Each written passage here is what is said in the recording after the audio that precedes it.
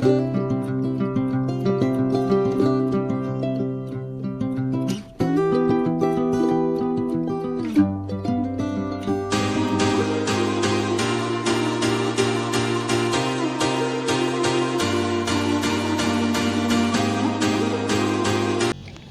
Everyone, good morning. আমি Priyanka daily ডোজে আপনাদের সকলকে স্বাগত জানাই।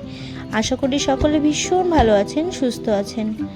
আমরাও মোটামুটি ভালো আছি। মোটামুটি বললাম এই কারণে, এই যে দেখছেন আমার ছোট্ট ছানা, এনার কাল থেকে একটু শরীরটা খারাপ, সেই জন্য মনটাও আমার খুব একটা ভালো নেই। তাই ভাবছি ওকে নিয়ে একটু ডাক্তারের কাছে যাব চেক আপ করানোর জন্য।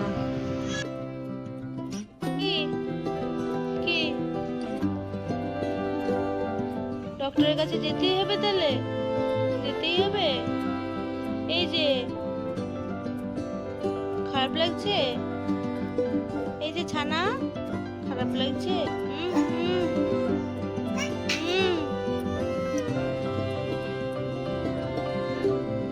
তাহলে চলো রেডি হই। না না না না।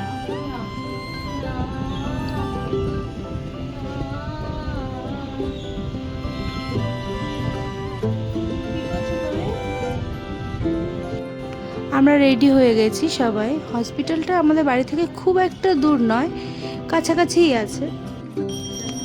আর আমি ওকে বলছিলাম, তোমার মাম্মাম তোমাকে চুল বেঁধে দিয়েছে, তুমি কি মাম্মামের চুল বেঁধে দেবে? তো তোমার মাম্মামের চুলটা বেঁধে দাও।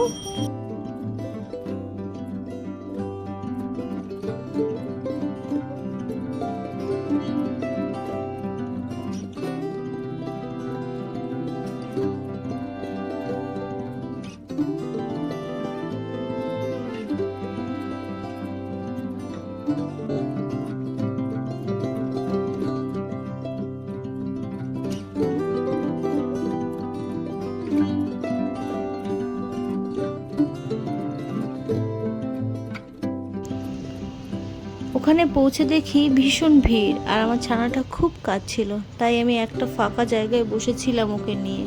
আর ওদিকে আমার বোন লাইনে গিয়ে দাঁড়িয়েছিল ডক্টর দেখানোর জন্য। তারপর আমাদের ডক্টর দেখানো হয়ে গেল। ডক্টর আবার কিছুক্ষণ পর আমাকে ডাকলো। তারপর এসে দেখি ওর মামামের কোলে ঘুমিয়ে পড়েছে। তারপর আমরা ওখান থেকে বেরিয়ে গেলাম।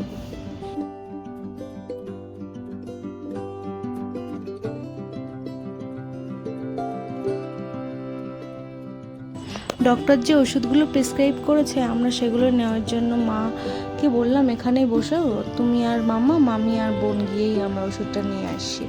কিন্তু মেডিকেল স্টোরে গিয়ে দেখি এই ওষুধগুলো একটাও পাওয়া যাচ্ছে না। তো আবার গেলাম, গিয়ে প্রত্যেকটা দোকানে খোঁজার পরে একদম লাস্ট একটা দোকানে গিয়ে দেখলাম সেখানে কিছু ওষুধ আছে, তো একটা পাইনি, আর সবগুলোই পেয়ে গেছি।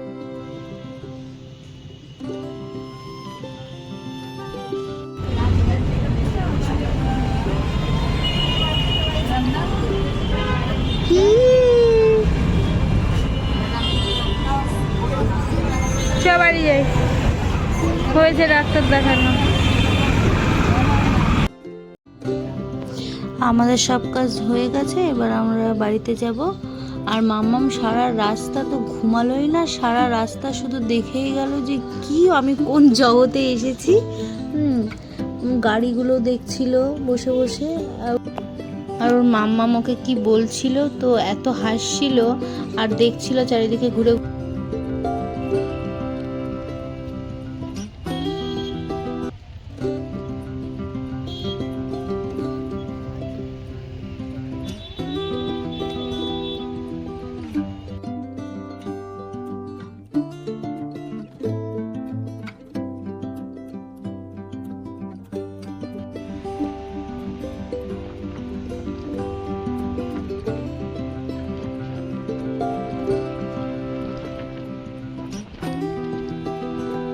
খাচ্ছে।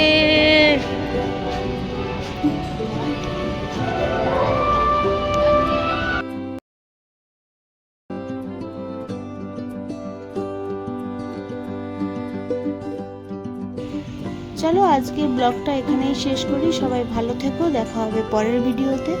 আজকের ব্লগ যদি ভালো লেগে থাকে লাইক, কমেন্ট আর সাবস্ক্রাইব করতে ভুলো না।